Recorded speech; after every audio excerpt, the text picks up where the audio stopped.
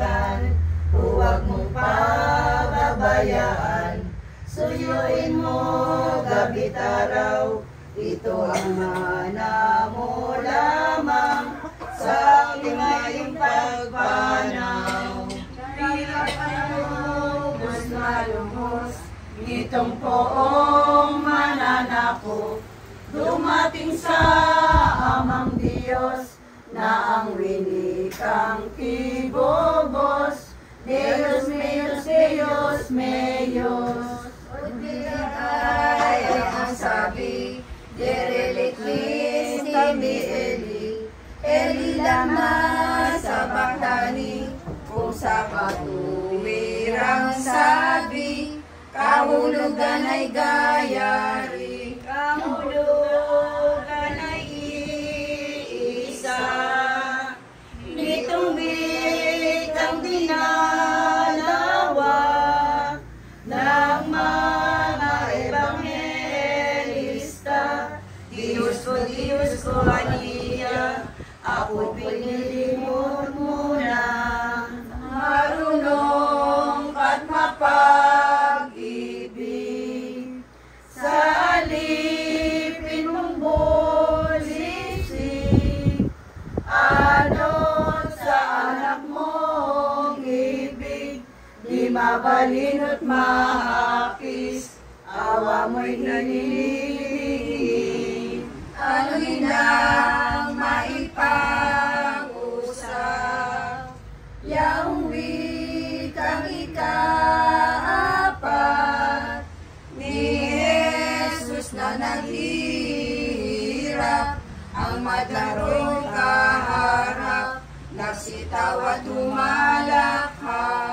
Manay tumawag kanila, kay Elias na propeta, binayat na nakabarka, sa hirap at magangdusa, sa kaniyang pagkakalipa. Ano pa pang paguyang, hirap ka palibasaan, sa pong nahihirapan, ito na nga kapagkuwan, nagdilim ang sakit ng lakpan. Mula sa oras na seksta, magpahanggang sa nona, tao'y di nagkakilala, yaumod yung lahat na, natapos silang nangamba.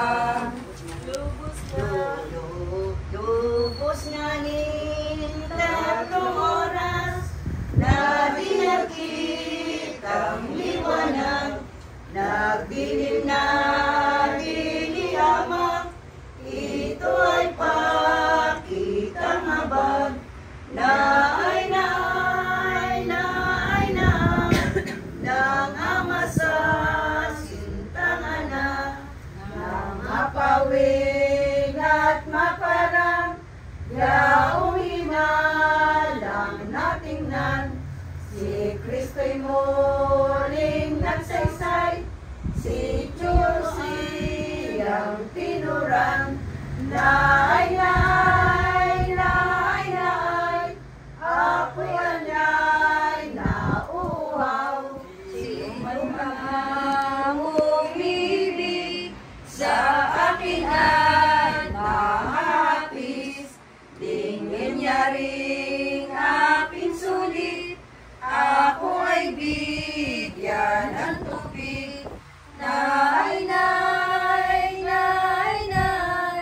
buhaw ko'y upang mapatid, ano ay nang mapakinggan, niyong mga tampalasan, ay sa laking kapusungan, kinuha nila pagkuhan, na sukat tatlong nalalaan, inasa ka pagkaraka, daan nila. Sa tikis nilagay na at sinalisul kapag